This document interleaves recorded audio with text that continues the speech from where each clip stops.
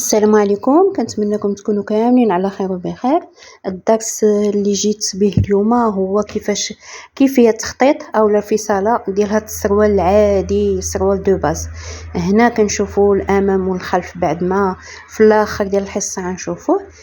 وغنبداو اول حاجه غنبداو بالقياسات الضروريه باش يمكننا نخطوا هاد السروال. عندنا القياسات الضروريه لتخطيط سروال نسائي، مع العلم ان هاد السروال كنعملوه في 3 ديال الحصات ملي كنكونوا في القسم. هنا اختصرت لكم في 25 دقيقه.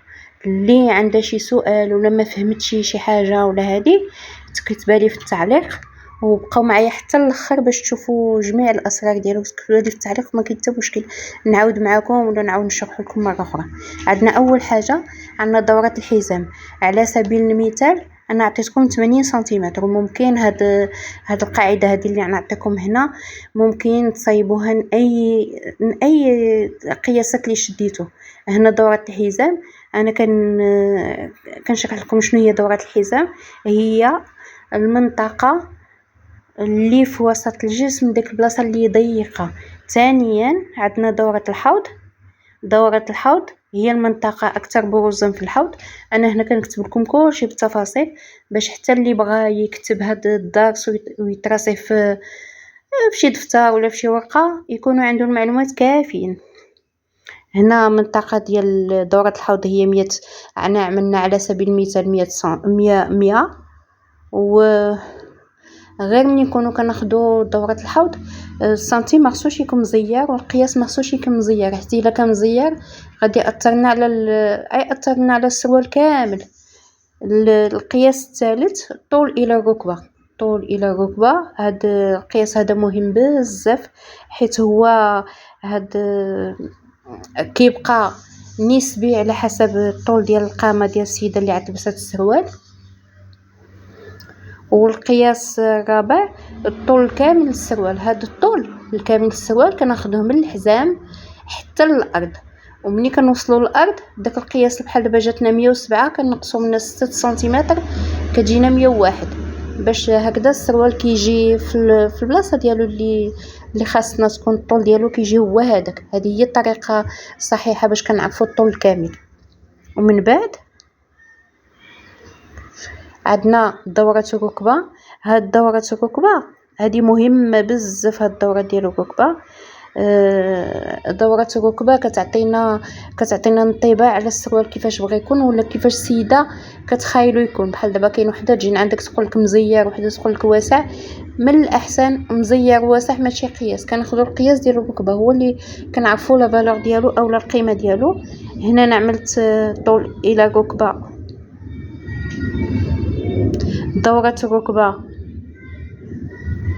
عملناها 42. وسعة الأسفل هذه مهمة بزاف. هذه هي اللي كتحدد لنا هذه حسب الرغبة وحسب الموديل والذوق ديال الزبونة ولا الموضة. وكيبقى القياس السابع هو عمق السروال. هذا العمق السروال عندنا جوج ديال الطرق باش كنعرفوا هذا العمق ديال السروال. اما بالقياس غنشوفوه في ملي نكون كنوريكم التصاور ديال القياسات نشوفوه كيفاش، ولا كنحسبوا كنقولوا ربع ديال الحوض، وكنزيدوه 2 ديال السنتيمتر. الا كان عندنا طيوط كان ممكن نزيدو حتى 8 ديال السنتيمتر. هذا عمق السروال هو اللي كيعطينا اما القياس ديالو اما كيكون كبير ولا صغير، باش كيعطينا السروال كامل اللي ممكن نعملو. السروال العادي اللي كيجينا الحزام ديالو في المكان ديال الحزام، وعندنا السروال اللي كيكون الحزام ديالو عالي اولا كتسمى لا طيوط، وكاين السراول اللي كانوا طوندونس بزاف كانوا طيباس. هنا هاد العادي هو اللي كنعملوه ربع الحوض زائد 2، ما كنزيدو غير 2 سنتيمتر. الطيوط كنقدروا نزيدو حتى 8 ديال السنتيمتر باش كيجينا طالع على لا طاي. هذا القياس ديالو الا بغيتوه قولوا لي بغينا سروال طيوط نتراسيه معكم شي مره. وديال طيباس هذاك الربع ديال الحوض زائد 2 كنقصوا منه. هنا كناخدو اول قياس هو قياس ديال الحزام. قياس ديال الحزام ما كنزيروش شي سنتيم، خصنا يجينا هو هذاك وما يجيش مخوف. القياس الثاني هو القياس ديال الحوض. القياس ديال الحوض ما خصناش نعملوه مزير حيت هو كيأثر لنا على الطراساج كامل، غيجينا خطأ. والخط الثالث عندنا القياس الثالث عندنا القياس ديال الطول الكامل. قلنا الطول الكامل كنعملو السنتيم من الحزام حتى للارض وكنقصو 6 سنتيمتر. هنا كنوريكم الطول الى الركبه، الطول الى الركبه، ومن بعد غنشوفوا الدوره ديال الركبه باش كتعطينا فكره على السروال كيعيجي في الاخر، كيعيجي واش عيجي واسع ولا ضيق.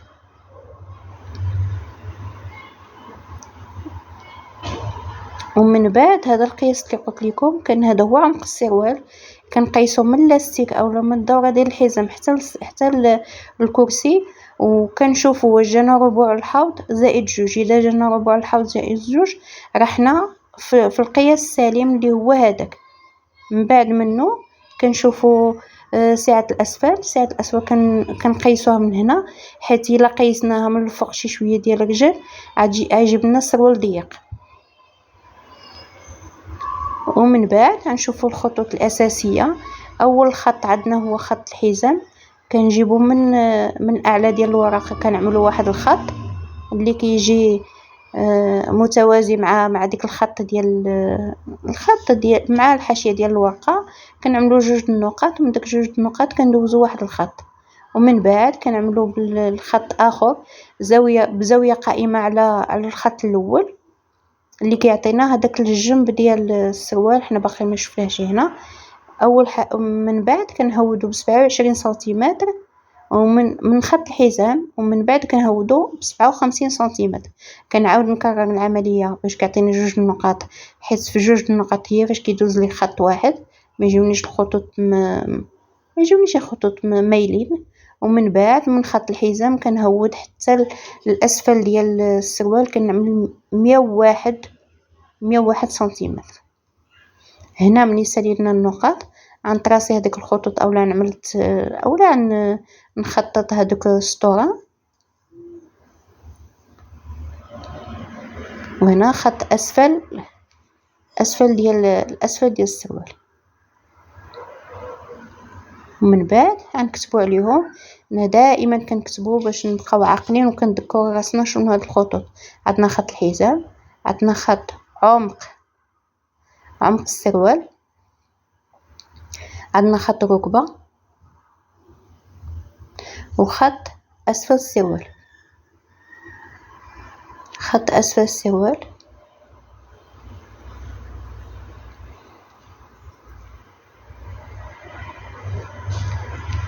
هنا نذكركم شنو عملنا.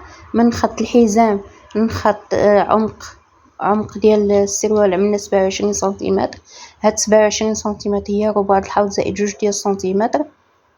من بعد من خط الحزام كنهودو ب57 سنتيمتر هي اللي عندنا الطول الى الركبه. بالنسبه لهاد الطول الى الركبه ما كيتغيرش بزاف على حسب الناس، هو كيكون بين 55 ل 58. الا قيستو جاكم اكثر من هذا القياس هذا عرفوا راسكم خطيتو، عاودوا صحوا هذا القياس هذا باش تجيكم الطراساج مزيان. هنا انا عملت معكم عملنا خطوط بزاويه قائمه، وعملنا هودنا ب27 سنتيمتر، من بعد ب57، من بعد ب101 باش كيعطينا هاد الخطوط الاساسيه. الا عملنا الخطوط الاساسيه كيسهل علينا الطراساج بزاف، كيسهل علينا. هنا كنعاودو هنا كنعاود معكم داك الخطوط نيت كنعاودها معكم باش هنا كنطراسيو الامام. اول خط عملنا خط الحزام، هودنا ب27 سنتيمتر، من بعد هودنا ب57، من بعد هودنا ب101. هنا باقي كنخطط، انا باقي نطراسي هذوك الخطوط اللي عندنا. هذا اللي عمق السروال، هذا ديال خط الركبه، وهذا خط اسفل السروال. ومن بعد كنعمل عليهم واحد الخط اخر بزاويه قائمه باش كيعطيني الجنب باش كيعطيني الكادر اولا المستطيل فين يمكن لي فين نترجم داك القياسات اللي خديت كاملين نترجمهم من الطراساج. هنا خط الحزام، خط عمق السروال، وخط اسفل، وخط ركبة، وخط اسفل السروال. هنا كنعاود معكم ونعاود باش كنثبتوا المعلومات. كناخذوا على خط عمق السروال غنعملوا 27 سنتيمتر اللي هي ربع ديال الحوض، زائد 2 ديال السنتيمتر للتوسعة. كنخليوها حتى هي داك 2 ديال السنتيمتر، ومن بعد كنمشيو من هذاك الخط كنمشيو ب3 ديال السنتيمتر. هنا هاي لا فورش اولا القاعده هي تراسيتها ديال الامام، كتجي القاعده صغيره. من بعد من الخط ديال الجانب حتى الخط ديال القاعده كنعملوا نصف ديال المسافه، كتجينا 15 وكنهودوا بها. هذا الخط هذا مهم بزاف. هذا الخط كنسميوه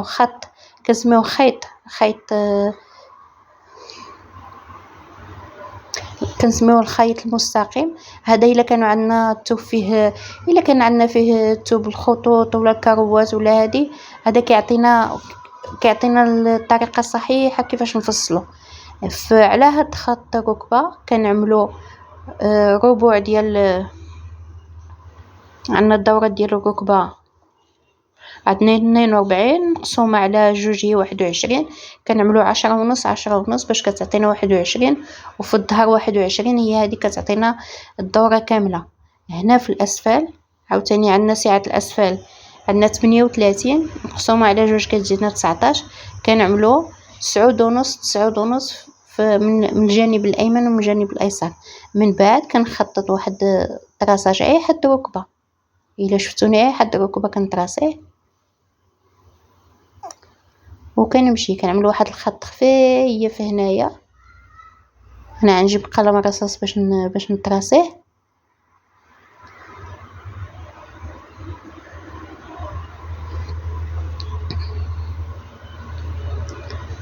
وعاد كيعطينا الشكل كيفاش غيكون.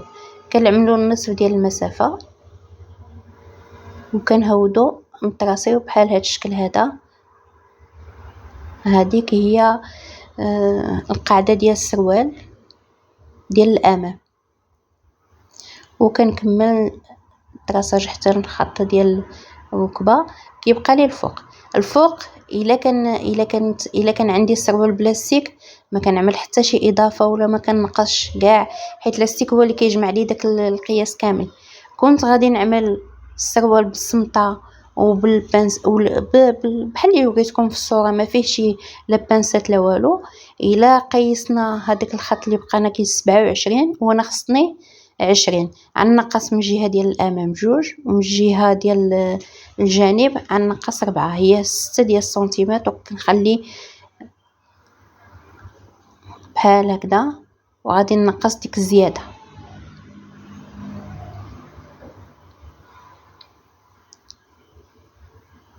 كنطلع بديك البليصه بسنتيم وكنهود بسنتيم وكنطراسي.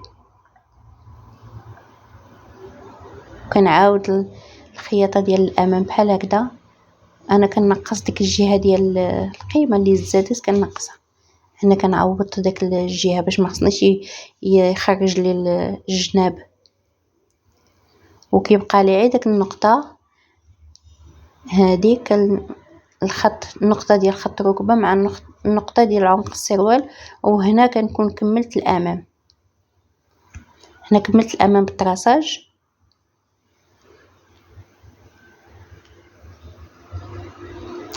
هنا كنعاود معكم عندي ربع الحوض زائد 2، ربع الحوض زائد 2، اولا اللي بغات تعمل غير ربع الحوض.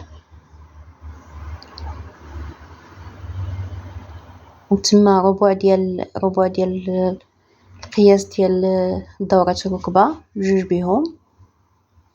ثم ربع ديال سعة الاسفل.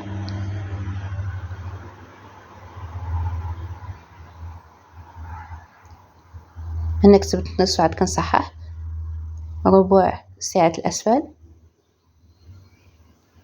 كنخرج ب3 ديال السنتيمتر ونعوض ديك لافورش.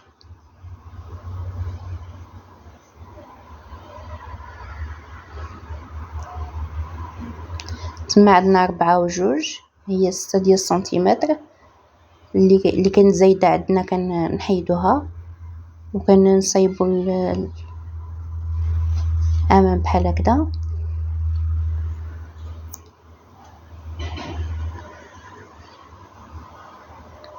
هنا كنعاود بالحمار باش نبين لكم فين كاين السروال. هاد الخطوط اللي عاودتهم بالحمار كلهم هما هذوك السروال، هما هذاك السروال ديال الامام. هذا السروال هذا كيجي رائع وسهل بزاف، ما فيه شي تعقيدات، سهل. خصكم غير تعاودوه وإلا ما فهمتوا شي حاجه كتبوها لي في التعاليق ولا في الجروب وانا راه الاشاره. هنا غندوزو للطراساج ديال الظهر. الطراساج ديال الظهر انا تبت هذاك الامام على واحد على الكاريط، وكنقولوا هنا كنمدوا الخطوط. انا غنطراسي بالحمار باش يبان لكم الظهر. غنمد الخطوط، الخط ديال الركبه، الخط ديال الاسفل، والخط ديال عمق السروال. هنا خصكم تلاحظوا معايا مزيان، تركزوا معايا باش تفهموا. في هذيك النقطه ديال 3 ديال السنتيمتر انا كتبت فيها 3 ديال السنتيمتر، غنزيدو ندخلو ب3. في هذيك النقطه عندنا 3، دخلنا ب3 ديال السنتيمتر وخرجنا ب7.5 زائد 3. 7.5 زائد 3 هي زائد 4 هي 11.5. وهذيك النقطة هذه كنهودوها ب4، وهنا 4 ديال الخياطة، ولتحت 4 ديال الخياطة. حيت الا سولتوني عليها علاش 4، هاد 4 هي الخياطة الظهر ديال السروال. دائما هو اللي كيعطينا الخياطة ديال الامام. حتى الا هزيتو السروال في يدكم ديال اي سروال شريتوه من على برا، كتلقاو بان الامام صغير والظهر كبير. دائما عندنا الظهر ديال السروال هو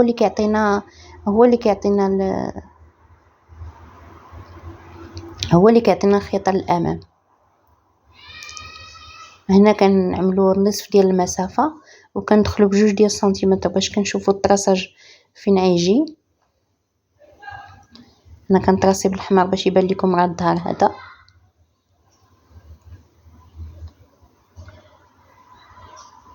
وصافي ها هو هذا الخياطه ديال بين الساقين هي هذه. هنا في الخط ديال الوسط ديال وسط الامام كندخلوا ب4 ونطلعوا ب3.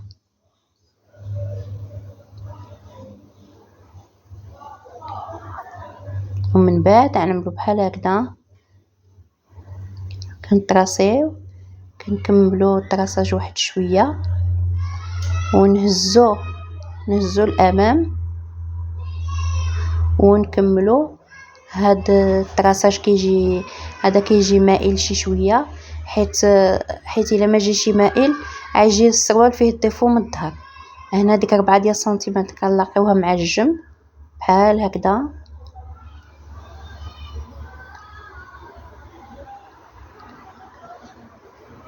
هنا كنعملوا ربع الحزام زائد 5. هاد 5 شنو هي؟ عندنا 2 ديال السنتيمتر ديال البنسه، و2 ديال السنتيمتر ديال الخياطه، وواحد كنعملوه ديال التوسيعه وكنخليوه ربما نغلطوا ولا شي حاجه، كنخليو داك سنتيمتر زايد.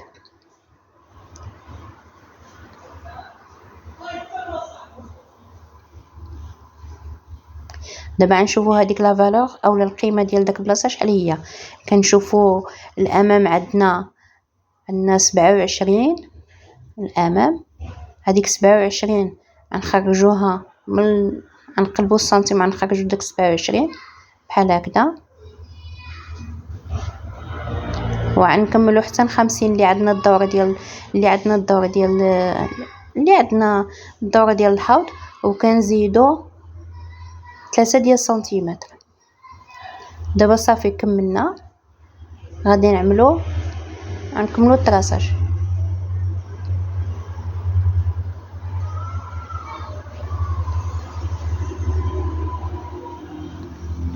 وها هو كملناه بكل سهولة، ساهل بزاف، ما فيش شي تعقيدات. خصكم غير تركزوا في لا فيديو. تما عندنا نشوفوا البنسة فين نعملوها. البنسة كنعملو في النصف ديال المسافة، وكنهودو ب7 ديال السنتيمتر، حيت البنسة ديال السروال ما خصهاش تكون طويلة بزاف، يلا كتكون 7 ديال السنتيمتر. وعندنا واحد وكنسدو. هاد البنسة مهمة بزاف الناس اللي باغيين يعملوا السروال بالجيب من اللور. هاد البنسة كتعطينا فين غيكون الجيب. وهنا كنكونوا كملنا الظهر ديال السروال، وغنشوفوها هما بحال اللي مريقلين بحال هكذا كيجيو متقادين. هنا دخلنا ب3 وخرجنا ب 11 سنتيمتر، يعني النصف ديال هذيك المسافة زائد 4 ديال السنتيمتر ديال الخياطة، 4. ومن الخط ديال وسط الامام كندخل ب4 ونطلع ب3.5. كنجيب ديك النقطة مع النقطة ديال الحزام حيت كيكونوا مخيطين بجوج بهم. تماك في الخط ديال الحزام ديال القيس ديال الحزام ديال الدار عندنا 1/4 زائد 5، جوج ديال البنسة وجوج ديال الخياطة وسنتيم كنخليوه زايد.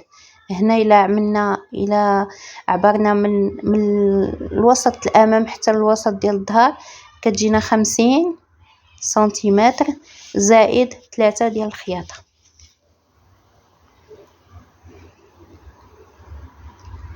هنا كنوريكم كنحطوا الظهر والامام، وفي الامام كنزيدوا السنسله 20 سنتيمتر على 6. ما كنزيدو حتى شي بلاصه الا كنزيدو غير في هذه المنطقه هذه كنزيدو 20. وعندنا 6 ديال سنتيمتر هذه ديال السنسله. هنا كنزيدو 1 سنتيم. في الحزام كنزيدو 1.5 سنتيم، وفي الاسفل كنزيدو من 3 حتى 5 ديال لورلي اولا لورلي. في الجوانب ما كنزيدو حتى حاجه. نفس الحاجه كنزيدو في الظهر، كنزيدو من 3 حتى 5 ديال التكفيفه. في الجوانب ما كنزيدو والو. في لافورج كنزيدو سنتيم، وكنوصلوا حتى هذه وكنزيدو 3 ديال السنتيمتر. هذه كتسمى العين، يعني الا جانا السروال ضيق من تما كنصيبو منين نزيدو الخياطه. ومن الفوق كنزيدو 1.5 والاسفل 3.5. وهنا كنكونوا